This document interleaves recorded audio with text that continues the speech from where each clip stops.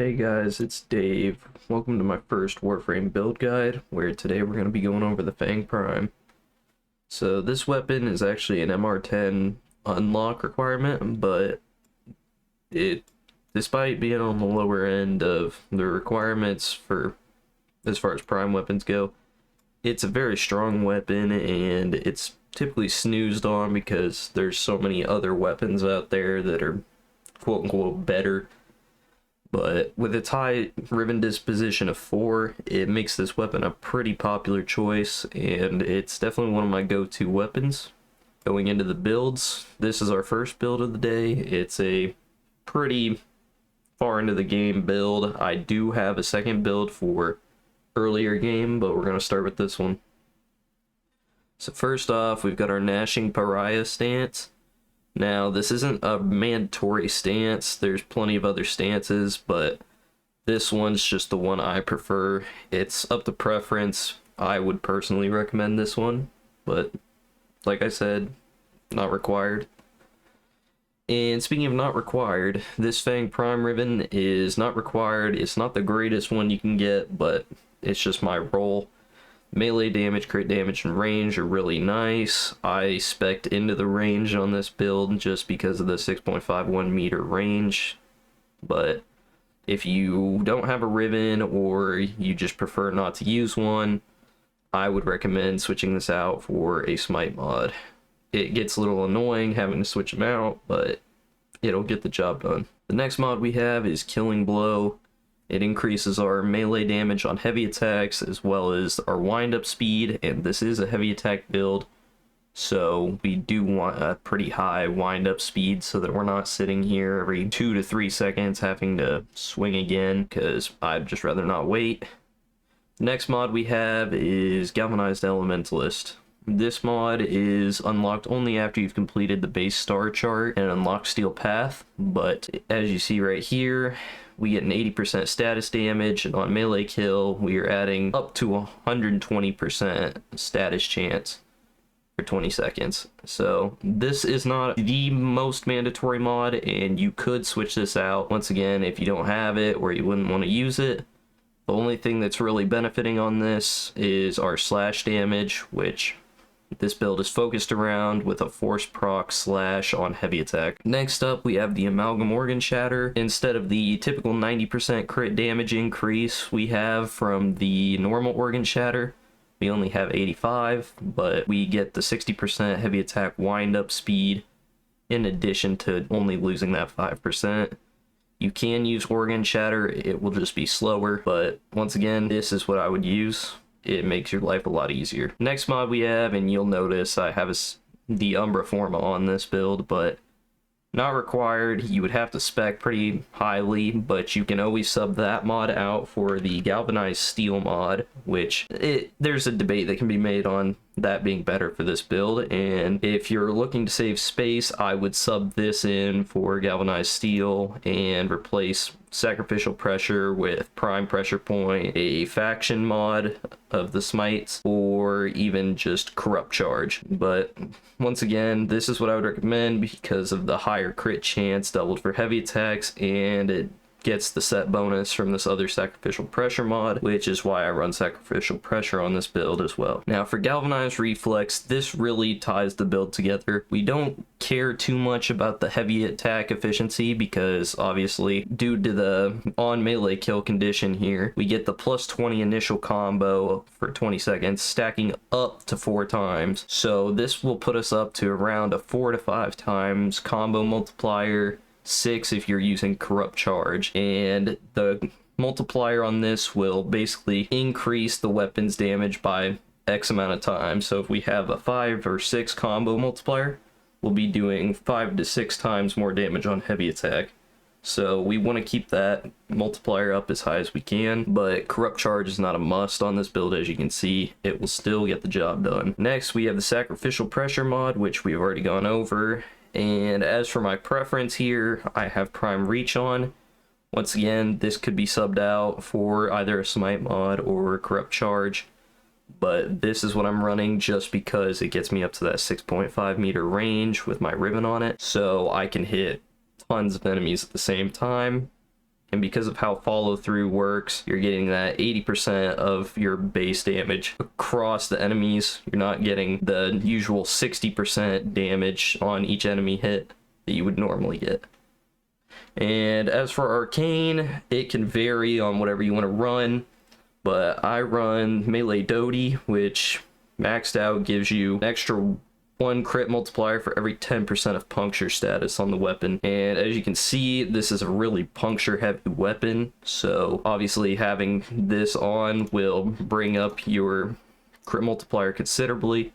As you can see, this without the arcane would be a 6.9, but it brings us up to an 8.7 with it maxed out. So that's my personal recommendations. And alright, taking a look at this second build, this is going to be a little more, at least for people who are early. I'll show you this next build. Access to all the mods that we had before.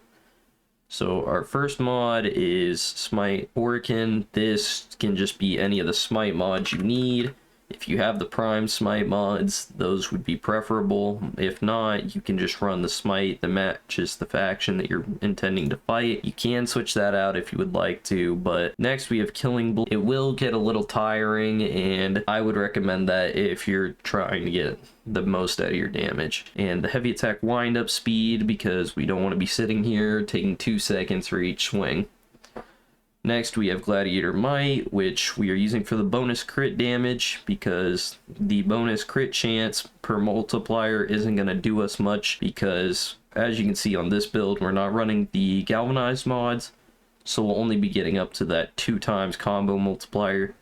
So once again, we won't be relying on the passive for this, but it could be helpful if you're using the galvanized reflex mod, but it just feels better to me. Next, we have Sacrificial, and I would recommend the Amalgam Organ Shatter as soon as you can get it. It's maxed out with the other mod on, and the key being here doubled for heavy attacks. So since this is obviously a heavy attack build, it's gonna do massive amounts of crit chance for us, and it's getting us right up below that 100% mark. Next, we have the Corrupt Charge. Now, this is probably not one of the easiest early game things to get, but if you can get a hold of it, it would make this build a lot better for you. I would recommend buying this off of Warframe Market, or you can leave a comment or text me on Discord if you want one, and I should be able to get you a copy. It does benefit off of this other mod, but if you are short on capacity on this build, or you don't have an Umbra Forma, you can sub this out for Galvanized Steel if you can get it, or just True Steel. And you can sub this mod out for Pressure Point or Prime Pressure Point. And if you didn't put the Smite mod on, you could also sub this out for the Smite mod. The last we have is an optional alternative to the Prime Reach that was on our previous build. And obviously with our 80% follow through, that will just make your life a lot more enjoyable. Alright, so this is going to be our test with the first build, which is the later game build. Most people should be able to build this fairly easy, and even if you don't have a Riven, it'll still do good damage. But as you can see, first hit, we're just going to let it go down.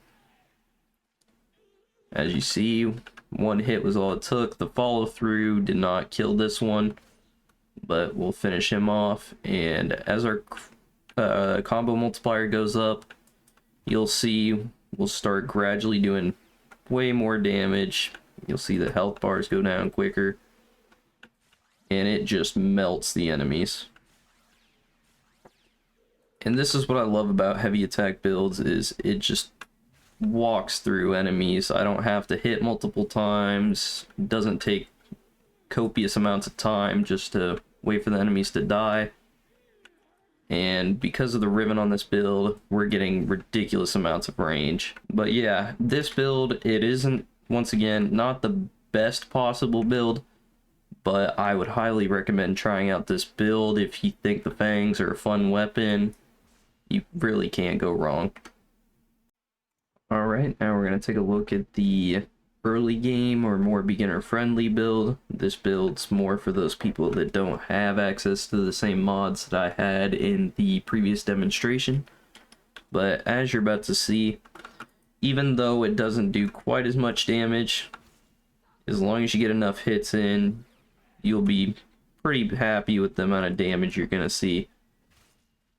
It might not be the craziest build in the world, but considering how easy it is to get this weapon, and it doesn't have to be the prime version of this weapon to deal as much damage as I'm getting here, but as you can see, it just walks through enemies.